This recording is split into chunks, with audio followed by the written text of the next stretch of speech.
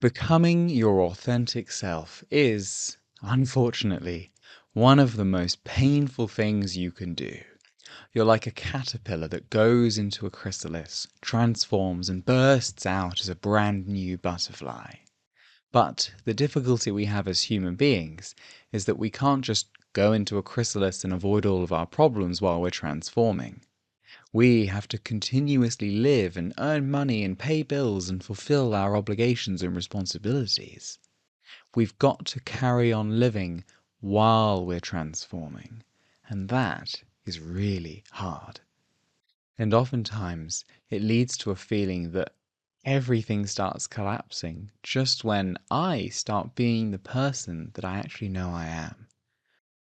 Real change requires that you, who you are, what you think, how you act, becomes different. And that hurts. It hurts because when you change, you have to let go of that old version of yourself, and that feels like dying. When a caterpillar goes into a chrysalis, it doesn't just pop out magically the next day as a butterfly. It gets dissolved all the way down to its nervous system, and it's then rebuilt from the ground up. It's not the most pleasant of processes, I imagine, but that's what we have to do when we want to cast down our old self and bring forth who we actually authentically are. And as I said, we've got the added pleasure of having to continue living our lives whilst we're doing this.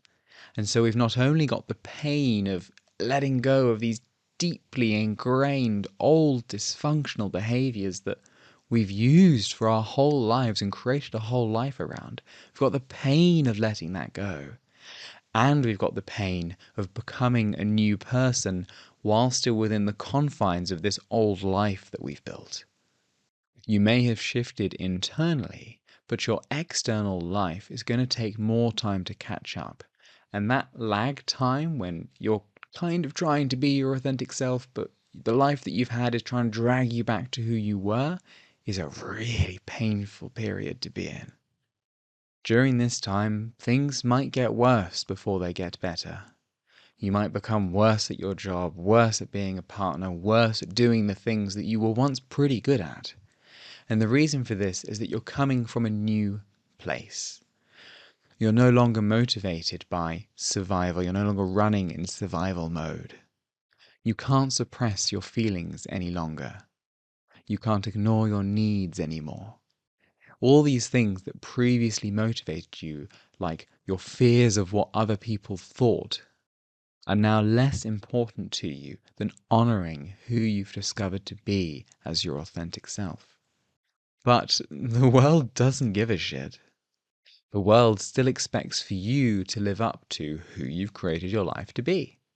And so now you kind of feel like a fraud. You're living this fake life, doing these fake things when you know now who you are and what you actually need, but you are not allowed to quite be it.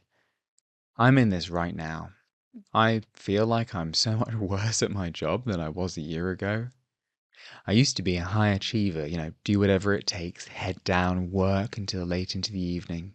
I was miserable, but I got a lot of work done, and my bosses thought I was brilliant.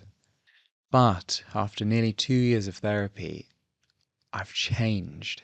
And for the first time in my life, I no longer want to be this, corporate high achiever. I'm tired. And I still want to create a successful and abundant life for myself. But now I have to do it on my terms and in a way that aligns with who I now know I am. And for right now, that means spending less time working and more time building a relationship with my inner child. I'm still quite attached to what my managers think of me, and that is actually a good thing. I do need my job, and I do actually enjoy it. But I feel so much shame when I'm now unable to live up to these expectations that they have of me as being a high achiever. I'm in a position in my career where I'm being fast-tracked through promotions, and the final step of that is taking the jump and becoming a manager. But I don't think I can. I've seen the step up required, and I just don't think I'm ready for that now. And I feel a lot of shame for not following this path that I'm very lucky to be on. But I've hit a point in my healing work when I have changed my priorities and I can't go back. Part of me wants to keep racing forwards and fulfill those expectations and hit the next milestone and do everything that everybody expects of me. But the real me needs to go at the pace that I'm gonna go. I'm so glad this has finally happened.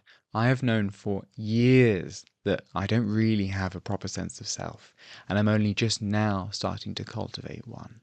So this is super necessary, but man, is it tough. Because there's trade-offs, I can stay on this high achiever course, and I can earn a lot more money, and I can gain a lot more prestige. Or I can be myself, and in the short term at least, that doesn't come with as much money or as much prestige. In fact, it comes with letting a lot of people down. But this is what I have to do. I've known for nearly a decade, and I'm finally figuring it out. And ironically, developing this strong sense of self, which then allows me to trust myself, proactively deal with situations, and take more responsibility for my life and the things that I'm responsible for, is precisely what I need, whether I'm going to go and be a corporate manager or go and be a psychotherapist. So this is really the only game in town, and I'm dealing with it right now in the way that I'm going to deal with it. You can't force yourself to grow up. You can only go at the pace you're going to go. Maybe when you were a child, you had to grow up quickly. And you've carried on in that vein and been fast-tracking yourself through life. But finally, you can be yourself, and that means honoring the pace that you are going to go at. And the good thing is that you are becoming yourself, but you've got to deal with the consequences of the previous decades of your life where you've built to be in the situation that you are now, and that can be really challenging. There's 3 things that I've relied on which are helping me get through this. The first is sharing my experience with my closest friends and family. I used to be a really shut down, closed off and introverted person, and I did not feel safe sharing my real experience with anybody. But as I am now growing up on the inside, I am learning to trust safe people. And it feels really good to finally be able to vent and get out all these emotions that I have in a healthy way and to be heard healthily and safely. The second thing is just being 100% with the truth. The truth is, I no longer want what I've signed up for. I no longer want to be a fast-tracked corporate high achiever. I don't think like that, I don't act like that, and I don't work like that anymore. And I have to own it. I'm a human being. I'm allowed to change. And I've been terrified of how other people are going to react to that. But in kind of gently and softly owning it, I've been surprised by the reactions from the world. I've even quite literally had a manager flat out say, "You are not where I would expect you to be at this stage of the grad scheme." And that was a difficult conversation. I felt a lot of shame and guilt. But it's where I am. I'm still a good enough employee, I just don't have to be a super high achiever. And I really appreciated her honesty and my own ability to be able to meet her at that level of honesty and have that sort of conversation where you need to be honest, but not too honest and, balancing things in a corporate career. But my biggest fear that she would hate me and abandon me, it didn't happen. She just has to accept, and I just have to accept that I require a bit more support than she might have expected. And that's okay. That's fine. It turns out I can still hold down a job without being a high achiever. Who'd have thought?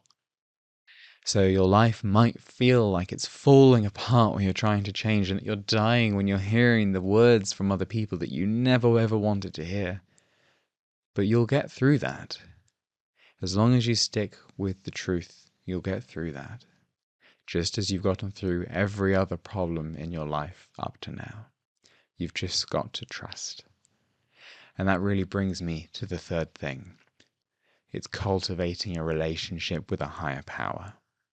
A huge part of any 12-step recovery process is admitting your own powerlessness and surrendering to a higher power, building a relationship with a higher power. The only reason I've been able to take on these horrible changes and have these difficult conversations is because I've learned to let go of seeing myself as trying to control the entire universe, and I'm gently surrendering this sense of control to something greater than myself. Somewhere deep down inside of me, and there'll be this inside of you, is a small part that can believe that there is something in this universe, something divine or bigger than us, that has some kind of plan. And that doesn't mean it's going to be easy. That doesn't mean it's going to feel good. That doesn't mean it's going to be comfortable. That doesn't even mean it's going to be what I want. But it is what is necessary, and it is reality. And you can't fight with reality. You only lose every time. I trust that my higher power gives me the right amount of challenge, literally just enough, just as much as I can take, in order for me to change and grow into the person that I need to be and to live the life that I need to live. Ultimately, I'm learning to trust that no matter what happens, as long as I'm being my authentic self, everything is going to be okay. So that's my video on what it feels like when you're becoming yourself, but your life feels like it's falling apart. Let me know in the comments how you've dealt with the pain of making big changes in your life as you've become your authentic self. Please hit like and subscribe if you'd like to see more content like this.